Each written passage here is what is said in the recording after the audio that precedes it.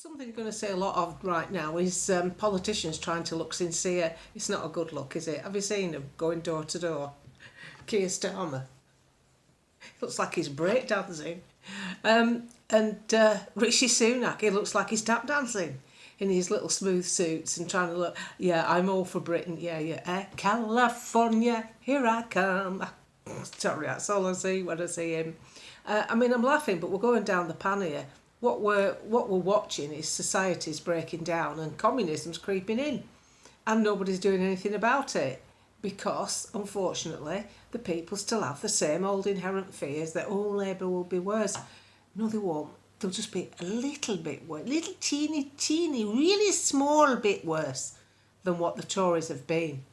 You've got to remember, you've got a Chancellor in Jeremy Hunt that thought China locked down really well, people dangling from their apartments, gagging for air, begging for food. Oh yeah, China got it right. Yeah, of course they did. Chinese have always got everything right. The only thing the Chinese have ever got is copying stuff and nicking our manufacturing because we give it to them. Oh, please, manufacture all our goods in China. Then we can say we're at net zero quicker than you. Yeah, because really, our net zero stuff's all on a ship in the South China Sea coming back to us, isn't it? Why don't you just make your garden furniture here? Why have we done this to ourselves? Because you can't trust politicians. Oh, right, that's it. Roll out a jab that makes billions in profit. Make sure everybody takes it. Scare them to death. Make sure people are wandering around with bloody masks on the vents in the cars. What is that about? And scare them to death enough and they'll believe you. That's how the government worked, and they used communist advisors to do it. Smart thinking there, Boris. Bloody hell. This is why you can't trust him, because he's supposed to be a Tory. And why is net zero top of the bill? Why was it brought forward from page 54 of the manifesto? They normally don't get handled till the second term of office, like they're going to get one. It doesn't matter who's in the government. What matters is who's in the opposition benches, and that's what reform and independent candidates can offer. It's sad to see independents and reform standing against each other and all the loons that turn up, but unfortunately we're going to have to work with what we've got. Hopefully Farage gets a seat and June Mummery, if Lowestoft, if you don't vote for June Mummery, what are you doing? The Queen of fishing for Brexit, she's got to get a seat, surely to God. So it's not about, I think reform is marvellous. I don't. I think they've a lot of shortcomings. But they've no less shortcomings than Tory and Labour. And at least they're not going to stuff you as bad, whatever they do, because they can't be whipped. They're not powerful enough as a party. The Tories are powerful, so they have this whip, which I think is a dreadful job, which means they can go around bullying people, I see it as bullying, into voting in a way that they wouldn't normally support. And that's how we got our lockdowns. They bullied people into it. Loads of MPs would have voted against that. It's common sense. It should never have happened, and it should never happen again for any reason. But you've got two parties on the same trajectory. So you've got to look at, you're not going to stop the journey, but you can put a few boulders in the road, and the boulders are going to come from reform and independent candidates. It's as simple as that. This is not a mystery tour. We all know where we're heading. But let's slow it down. Let's make it more difficult. Let's make them put some effort in and work instead of just giving it to them. When they stand there on these podiums and say, we're going to put £30 billion into this and 20 billion into that. No, they're not. You're putting it in. I'm putting it in. They don't create anything. They're not manufacturers. Governments don't have any money. They have our money.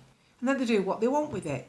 And that's why you've potholes in the road and not enough school places and not enough beds in the NHS. What sort of outfit depletes beds during a lockdown? There's your answer. Do they care? No, they don't. And that's the bit you've got to get in your head. You're not saving yourself from anything by voting for the Tories. This isn't going to save you from anything.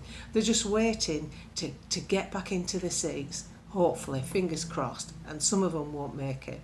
That isn't a bad thing. What you need is new faces on the backbenches that can't be whipped into shape, that can't be told to vote in a certain way. Allow them the mistakes they've made over lockdowns and the rollout. It doesn't mean you have to forget it. It means you have to put it to one side while we at least have a go at trying to change politics. Society's dissolving into a mush. You've got kids going to school identifying as a cat. Can't wait to see them go and get a job, can you? Oh, and what's your experience? Well, I've been a ginger Tom for 18 months. I've bloody loved it. I've been spraying my dad's petunias with my backside. It's just not true, is it? The kid doesn't really want to be a cat. The kid's probably craving attention because it's probably not a very attractive kid and it's not getting any boyfriends or girlfriends or both these days. So we've got a society where teachers are allowing that in school. It's important to identify how you see yourself. Okay then, I'm the queen. Give us a palace. It's just mad. So what we've got to do is draw attention to the madness. Women are women, men are men, and some folk have got a real bum deal in how they see themselves, and they shouldn't be ridiculed and made to feel uncomfortable. You know, if you're trans, I don't think you should. But don't come on internet pretending to have a bloody period and make a video. No, you're not having a period, you're having a laugh. You're taking the rip out of us. You're trying to make us feel like we're not normal because we're saying you can't have one. Because, you know, that's what does our head in. That's what makes us defend our rights. And women have fought for their rights. You know, when I was in work as a young girl, the men that did the same job as me, I was a representative, you know, selling advertising for a newspaper. They got paid £3,000 a year more than me. Why? Because they were men. No other reason. I were better at it than them. They got paid more money. So when you've worked through that era, where you've had to defend yourself and stand up for yourself and decided that the marketplace isn't really fair towards women, I'll work for my bloody self, then you understand what fighting for your rights is about. And I certainly don't see men being allowed to be in women's sports as logical, practical or fair. It's just going to put women off being in the sport because they're never going to win. Boys, young boys who have gone through puberty are stronger and better than girls. It's biological. It's not being unfair. So keep out of women's sports, keep out of women's toilets, keep out of women's prisons. They're for women. It's as simple as that. And if you've got some gender problems in your head, they'll have to stay in your head till you've served your prison sentence. It's as simple as that. So, you know, you might not agree with my thinking, and I'm not saying you have to. So the best thing for you, don't come on my page. Don't bother with me. Go somewhere else. Go somewhere where they love it. Go and, like, wave a trans flag. Go and do what you want. I'm not bothered. But I'm just not being taken down this road of being told that what is happening right now is normal. It's not normal. Everything's a mess. Everything's upside down. And the trouble is, the ones that have organised this Marxist coup, they're the ones with all the power. They're the ones in Hollywood, the woke lovies and the woke Oscars. And they're the ones putting the information out to people. Trusted faces. And who's that bloke? What's he called? He's not a bad singer, fat lad. Where's Balloons? I think they're Balloons. Sam Smith or something it's called. He's got a nice voice. Is it Sam Smith? But he wears like gaffer tape for outfits and shows his arse. Who wants to see that? Nobody thinks that's attractive. And, you know, I call a spade and I can defend my ground when I'm on Twitter. So I'll tell you how I see social media. Facebook's like a walled garden. You can choose who your audience is. I usually choose public, but because I've got a copycat that's nicking my stuff, I have to keep rearranging my settings. But Facebook's like a walled garden where everybody's out picking flowers with be kind borders until they upset them politically. They're visceral. And then you've got Twitter. It's Twitter. Have it. That's Twitter.